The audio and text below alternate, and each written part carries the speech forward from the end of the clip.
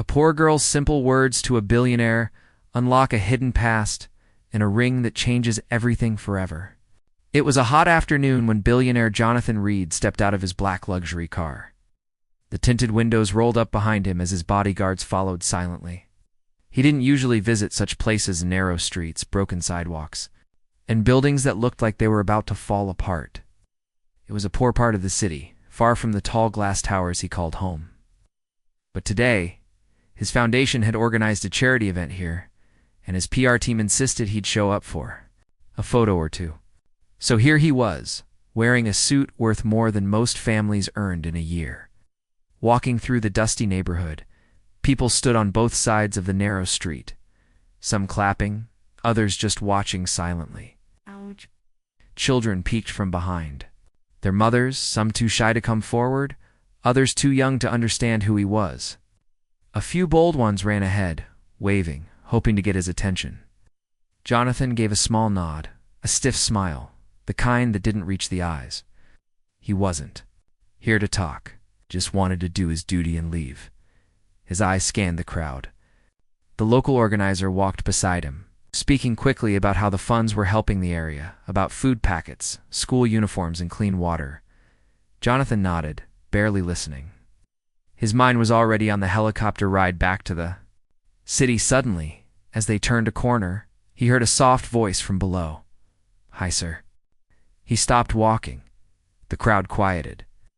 He looked down and saw a small girl standing in front of him. She couldn't have been more than 7 or 8 years old. Her hair was tied in 2 uneven ponytails, her dress faded and patched in places, and her sandals had tape holding the straps together, but her face was bright, her eyes wide with wonder. She wasn't scared. She just looked up at him with a kind of innocent curiosity that caught him off guard.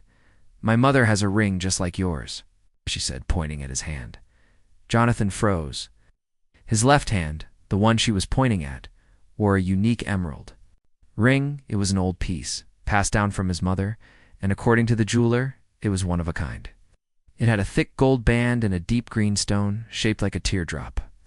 He had never seen anyone else wear one like it, not even a copy.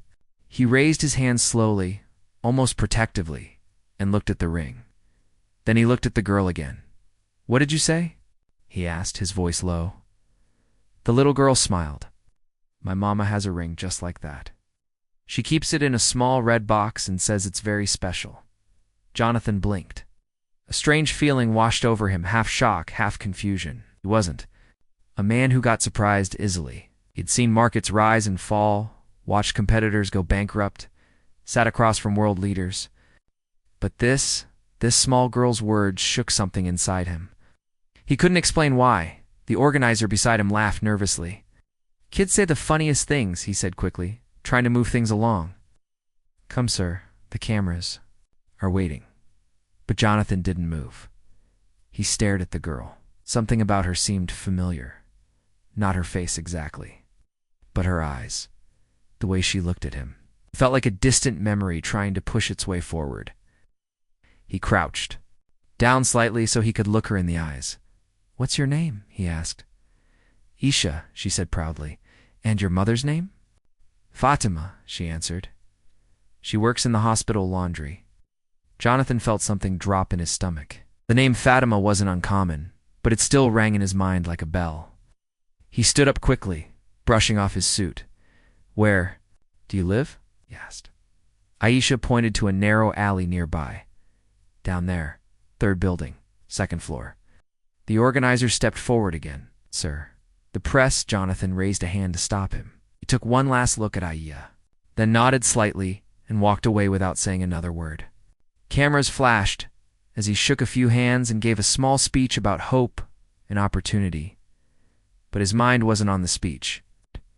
He barely remembered what he said.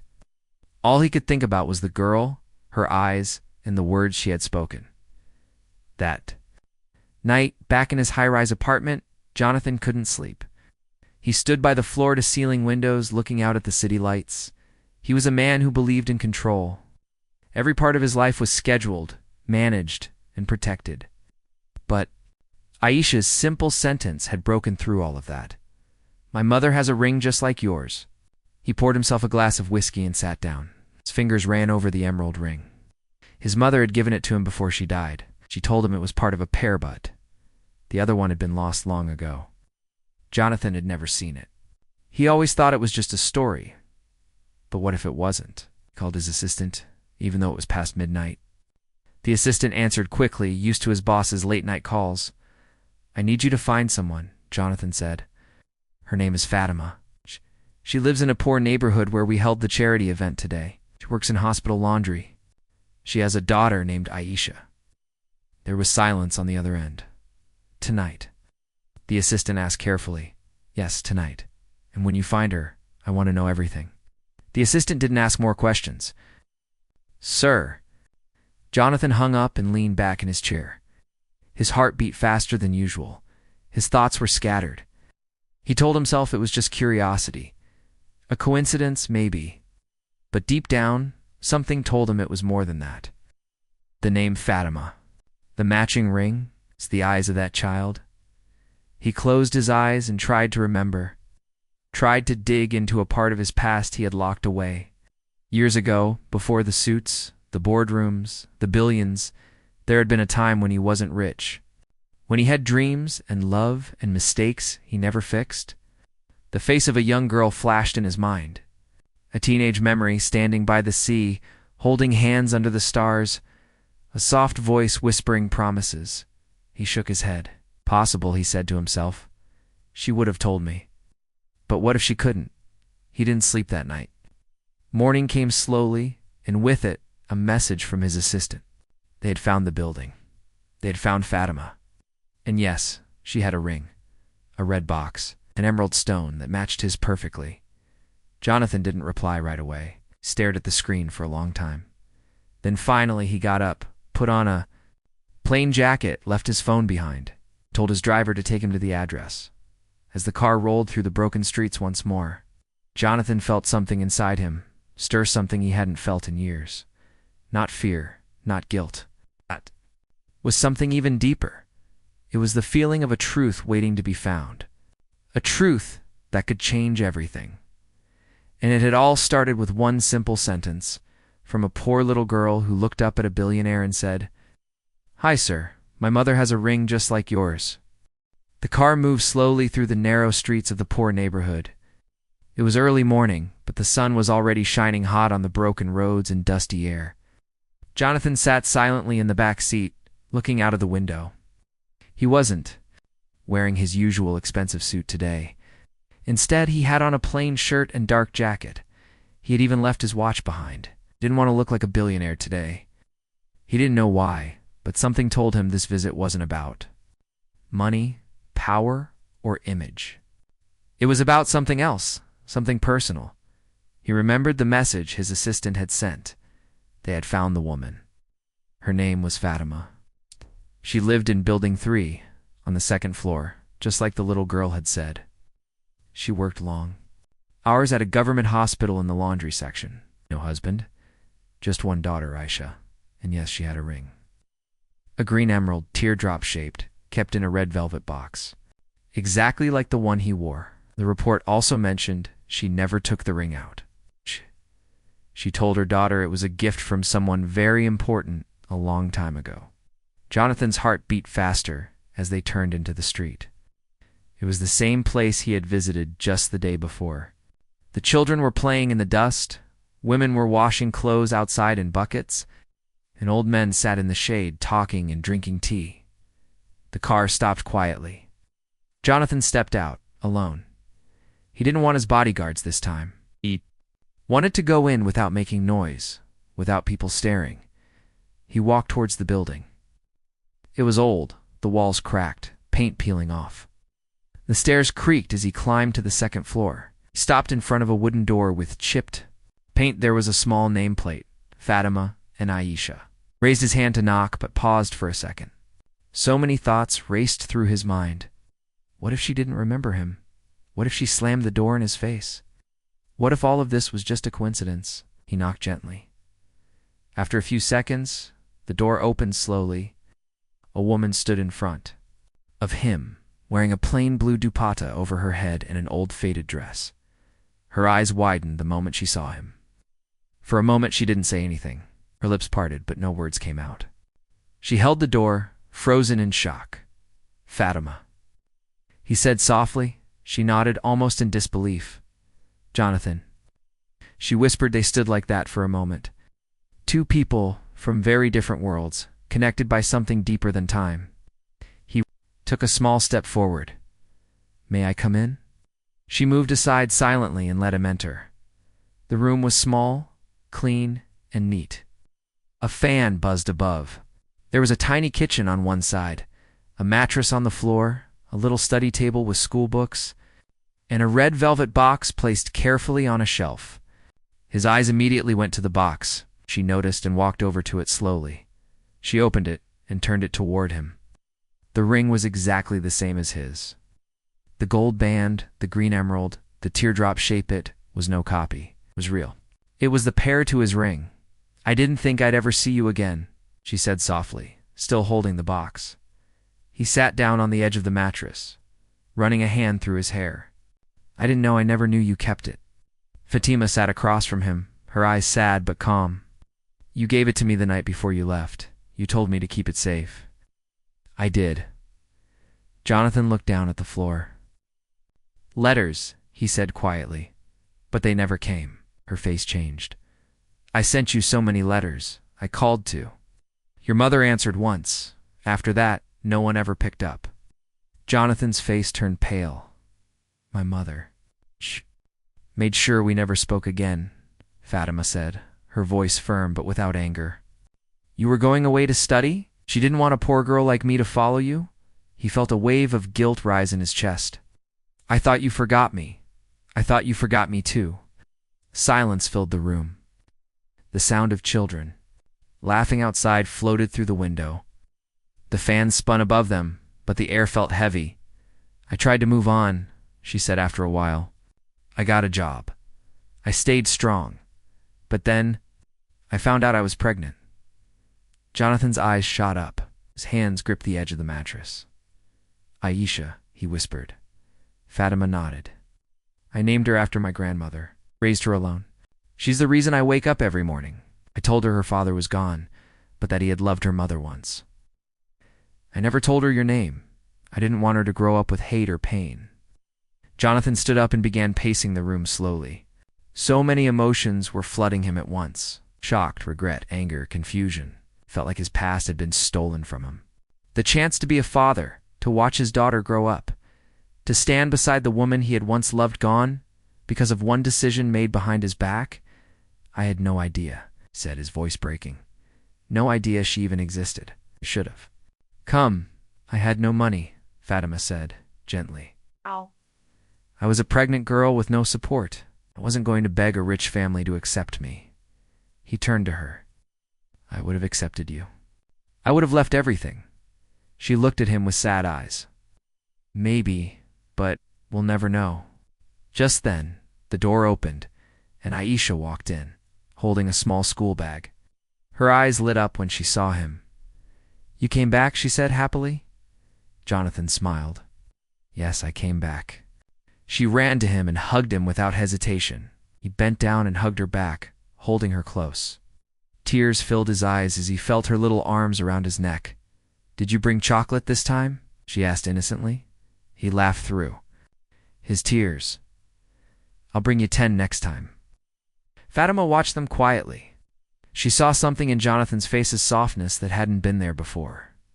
Maybe time had changed him. Maybe not. But right now, he looked like a man who had found something he didn't know he had lost. Jonathan stayed for tea that day, sat on the floor, listened to Aisha talk about school, and watched Fatima serve him with the same kindness she used to show him years ago. It felt like a piece of his heart had been returned to him.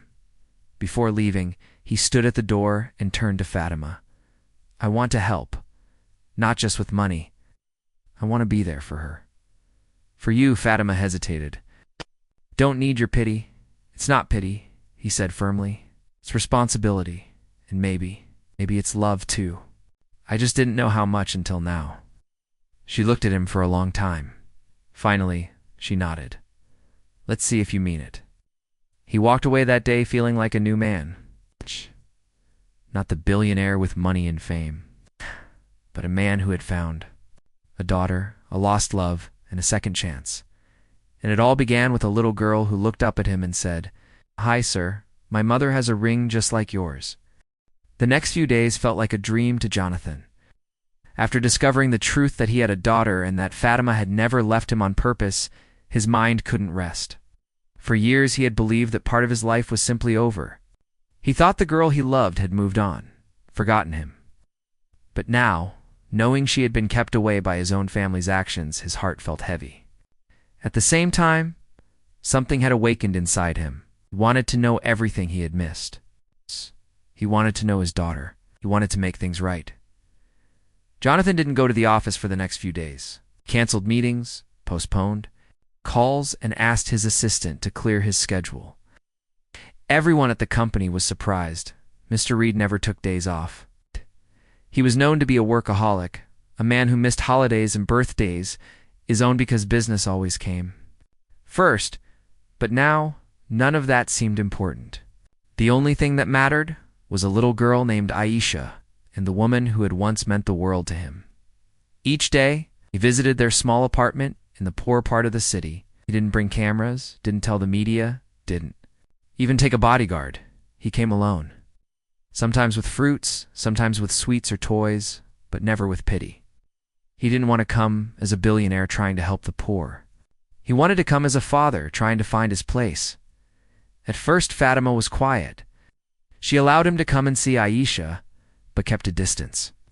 She watched him carefully, unsure if she could trust him. After all, years had passed.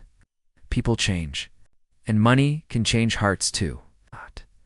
As she saw him sit on the floor with Aisha, helping her with schoolwork, laughing at her stories, and even tying her shoelaces when they went out, she began to soften.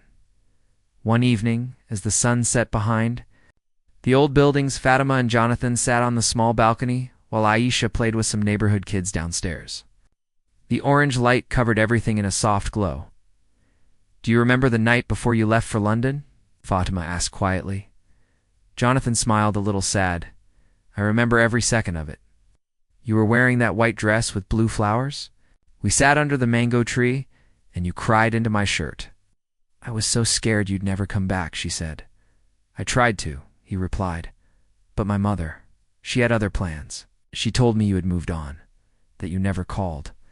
She destroyed the letters.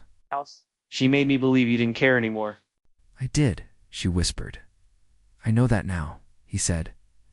They sat in silence for a moment. Then Fatima looked at him. "Why didn't you ever come back to check?" Jonathan lowered his eyes. "I was young, angry, heartbroken. I threw myself into studies, then business. I told myself love was a waste of time, that it made people weak. And now?" she asked.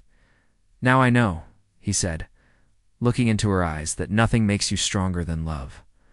Fatima didn't reply, but her eyes filled with quiet tears. Jonathan looked down at the street where Aisha was playing. "She's incredible," he said. "She is." Fatima nodded proudly. "She's smart and kind, loves reading, wants to be a doctor." "She'll be a great one," Jonathan said. "I want to help. With her studies, with everything." Fatima turned to him. "You're not doing this because you feel guilty, right?" "No," he said firmly. "I'm doing this because she's my daughter, and because I want to be her father." That night, for the first time, Fatima allowed him to put Aisha to bed. He read her a story, kissed her forehead, and whispered, "Good night, sweetheart." As he sat watching her sleep, his heart felt full. He had missed the first words, the first steps, the first school day, but he was here now, and he would never leave again. But outside this quiet, warm room, the world was starting to notice. Jonathan's sudden absence from the business world didn't go unnoticed. Board members began to worry. Shareholders asked questions. The media started guessing, was he sick? Was he retiring? Was he planning something secret? His assistant Michael finally came to visit him one evening. "Sir," he said carefully, "the board is calling an emergency meeting. They want answers." Jonathan sighed. Let them wait.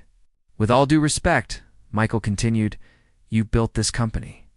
You are the face of it. You can't just disappear. Oh.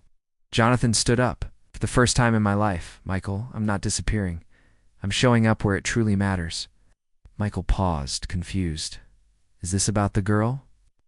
Jonathan nodded. Her name is Aisha. She's my daughter. Michael's eyes widened in shock. Sir? Are you sure? Yes. 100% sure. Michael sat down slowly, trying to process. What do you want to do? Jonathan took a deep breath. I want to keep this quiet for now. I don't want the media turning her life into a circus, but I also want to be part of her world, not just visits. I want her to feel safe, to know she has a father who loves her. Do you want to move them somewhere better? Michael asked. Jonathan shook his head. Not yet. Adam is proud. I can't just buy their life. I need to earn my place in it. Michael nodded, impressed.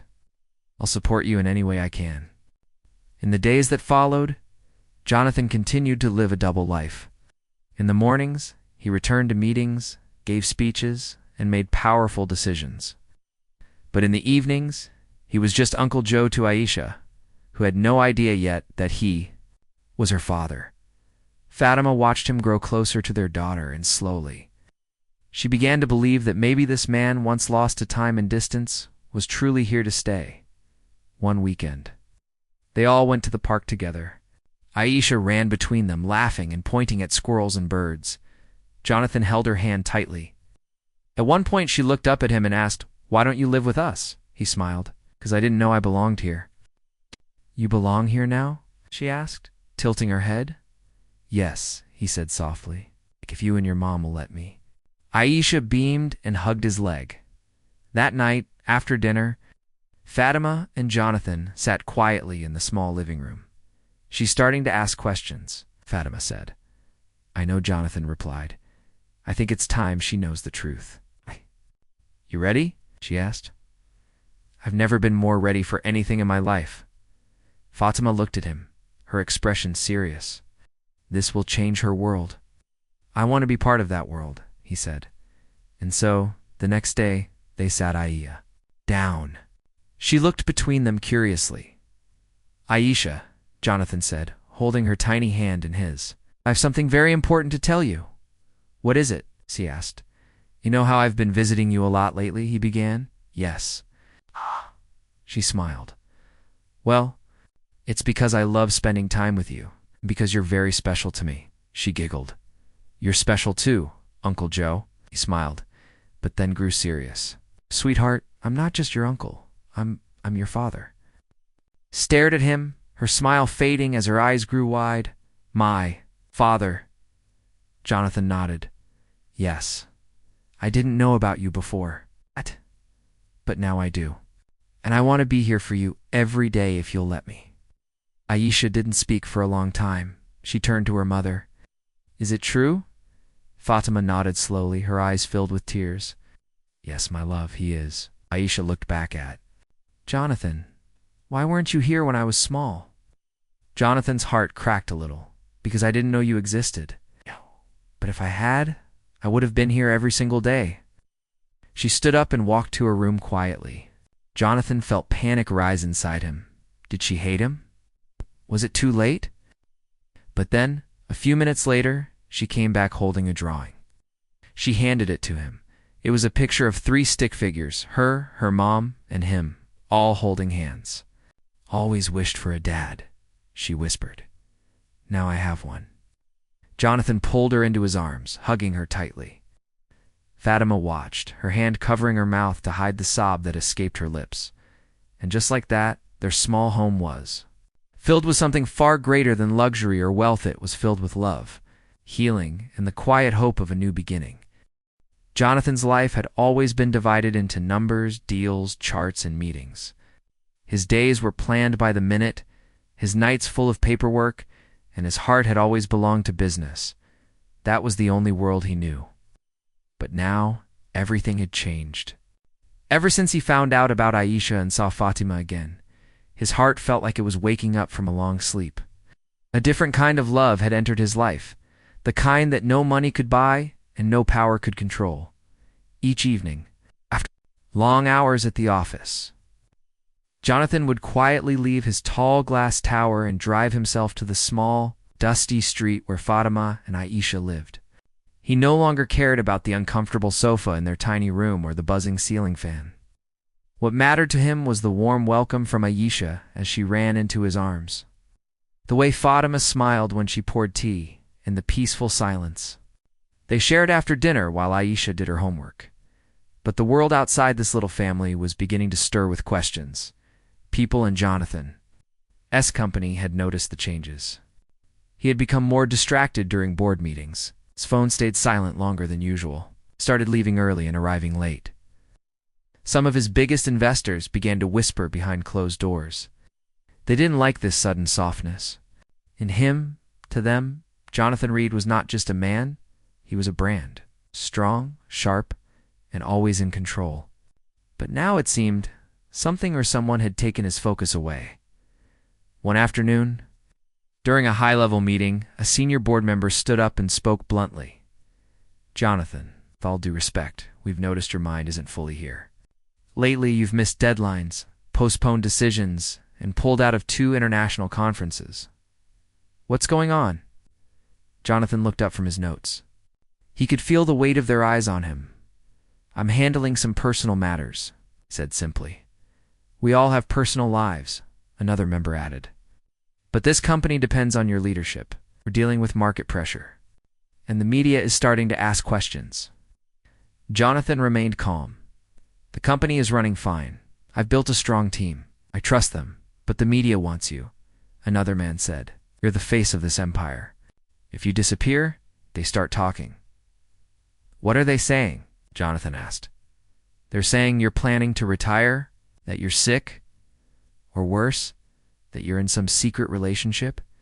Jonathan gave a small smile. "Let them wonder. I don't owe them an explanation."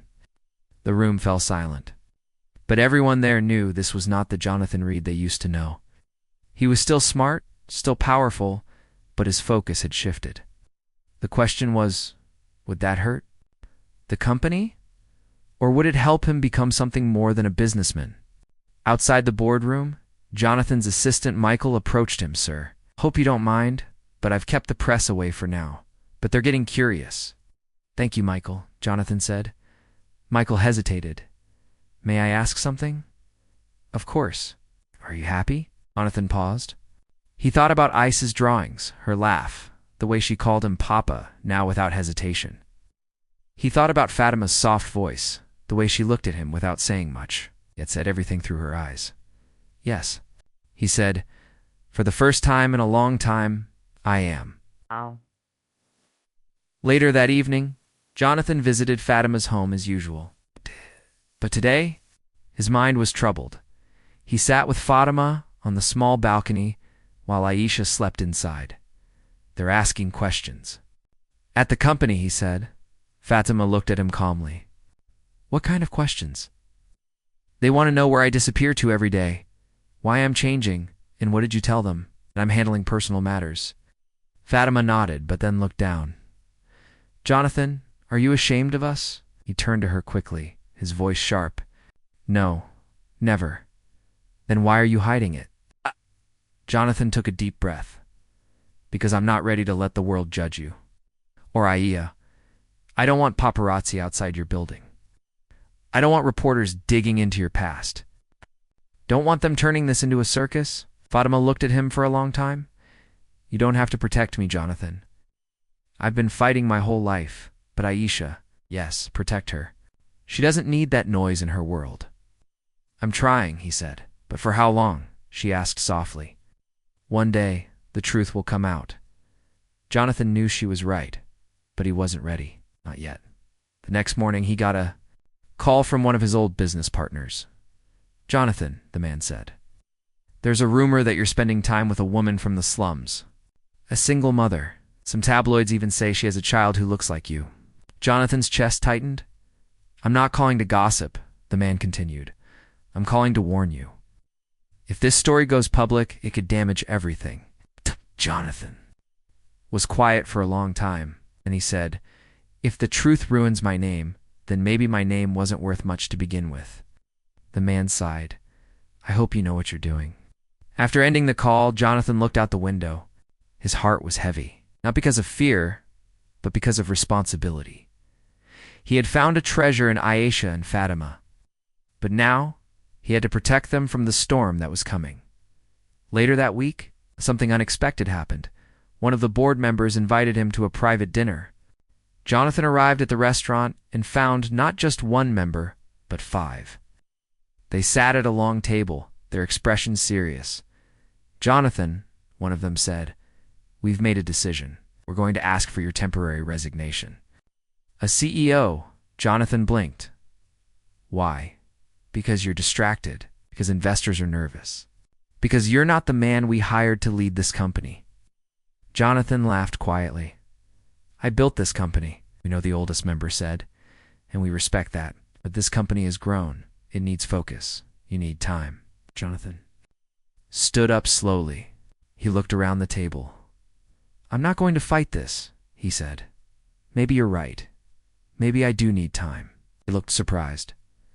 "They had expected anger," Jonathan continued. "But remember, this sigh may not sit at that desk anymore, but I'm still Jonathan Reed. And sometimes, walking away from power is the strongest thing a man can do." He left the restaurant with his head held high. That night, he visited Fatima and told her everything. "They asked you to step down?" She said, shocked. "Yes," he said, "and I agreed." "Why?" She asked. "Because I've spent my whole life building a kingdom of stone," he said. "Now, I want to build something that actually has a heart." Fatima looked at him with quiet admiration. "You've changed." "I hope so," he said. "But I also hope you can trust this new version of me." She reached out and took his hand. "I do." That night, as Aisha fell asleep holding her father's hand, Jonathan felt peace. Not the kind that comes from money or success, but the kind that comes from choosing love over pride, family over power. Outside, the world was still buzzing with gossip. The news would soon break. The cameras would follow.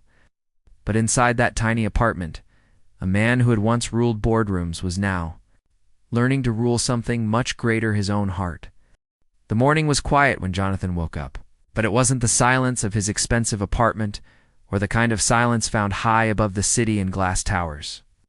This was a warm, soft silence, the kind that came from peace. He looked around.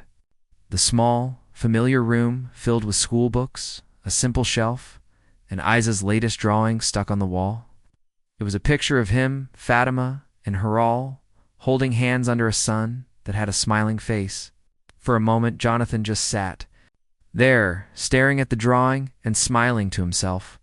He hadn't drawn a picture like that since he was a child. He hadn't felt like this in years. But outside this little world, things were changing fast. The media had found out. A photo had been leaked, a blurry one, taken from a distance, showing Jonathan walking out of Fatima's building with Aisha beside him, holding his hand. The image spread across social media within hours. People had different reactions.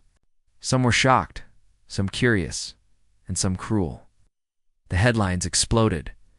Billionaire's secret daughter? Who is the mystery woman in Jonathan Reed's life? From skyscraper to slum, what's happening to Jonathan Reed? The internet, as always, was quick to judge. Some people said he was going through a mental breakdown. Others said it was a PR stunt. But the worst part was not what they said about Hamet, was what they said about Fatima and Aisha. Strangers were now digging into Fatima's past, making assumptions, sharing her old photos, and throwing cruel comments online. Even Aisha's schoolmates started whispering behind her back. One boy asked loudly, "Is your dad rich, or just pretending?" When Aisha came home crying, Jonathan knew it had gone too far. He called an emergency meeting with his old assistant, Michael. "I'm ending this today," Jonathan said, his voice calm but firm. Michael looked at him carefully. "Are you sure?" Nodded. No more hiding. No more silence. They want answers. They'll get them, but on my terms. The next morning, Jonathan called for a press conference. He booked the largest hall in the city, one that was always used for big announcements, company events, or government speeches. But today, the hall would hear something much more personal. People from all over the city filled the seats. Journalists, investors, business rivals, and curious spectators. Cameras were set up, microphones were placed, porters whispered excitedly. Everyone was waiting to hear from the man who had disappeared from the business world and appeared in a poor neighborhood holding a little girl's hand. Then, Jonathan stepped onto the stage. He wasn't wearing a suit today, just a simple white shirt, no tie. He looked calm, serious, and maybe even a little tired, but his eyes were clear. He stood at the microphone and looked at the crowd. "Good morning," he began. "I know many of you have questions. Some of you are confused. Some of you are angry, and some of you are just curious. I'm not here to spin a story. I'm here to tell the truth." The room went completely silent. Many years ago, he continued, "Before I became what you now know as Jonathan Reed, the billionaire, I was just a young man with dreams, with love in his heart, and a girl who meant the world to him." He paused, his voice softening. "That girl's name was Fatima. We were in love. We made promises, but life, rather the people around me, tore us apart. My family sent me away. They lied to me. They destroyed the letters she sent. I believed that she had forgotten me, so I moved on. I built companies. I made money. But I buried that part of me." The audience leaned forward, eyes wide. "But just a few weeks ago," he said, his voice firm again, "a little girl walked up to me during a charity event. She looked up at me and said, 'Hi, sir. My mother has a ring just like yours.'" He smiled faintly. "That little girl's name is Aisha, and she is my daughter." Gasps filled the room. Cameras flashed. "I didn't know," Jonathan continued. "For all these years, I didn't know she existed, but now I do. And knowing her has changed me more than any fortune ever could. I'm not here today as a businessman. I'm here as a father, as a man who made mistakes and who now wants to do right." He took a deep breath. "Fatima raised our daughter alone, with strength and grace. She asked for nothing from me. She didn't come looking for money or fame. She simply raised her child with love. And now, I want to be part of that love. I don't care what the world thinks. It's my family, and I'm proud of them." Room was silent. No one clapped. No one moved. They were simply stunned. Jonathan looked directly into one of the cameras and added to those who mocked a little girl and her mother, "Shame on you. You can judge me all you want. Yeah, but you leave them out of it." Then he stepped back from the microphone and walked off the stage. The next day, the news was everywhere, but this time, the tone had changed. Billionaire's honest confession wins hearts. Jonathan Reed, from power to parenthood love. Story that survived time and lies. People began to see the story for what it truly was, not a scandal, but a broken family being healed.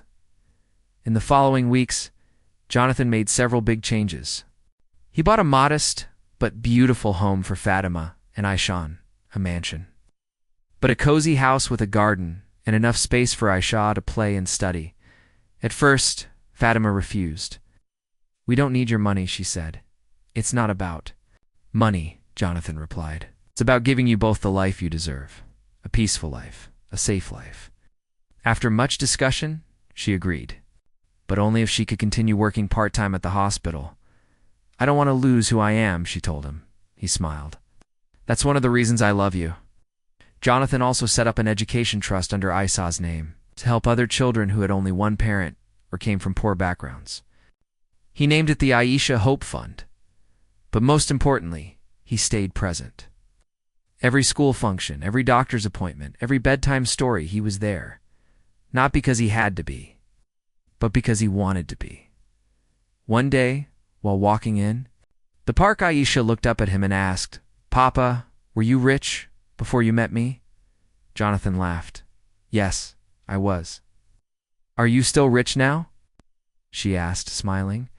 He looked at her and said, I'm richer now than I ever was before." She giggled and hugged him. Meanwhile, the business world had changed too. Jonathan's absence had forced the board to realize that no amount of control could replace human values. Slowly, with Jonathan's guidance from a distance, the company started adopting better social programs, supporting single mothers, building schools, and offering scholarships.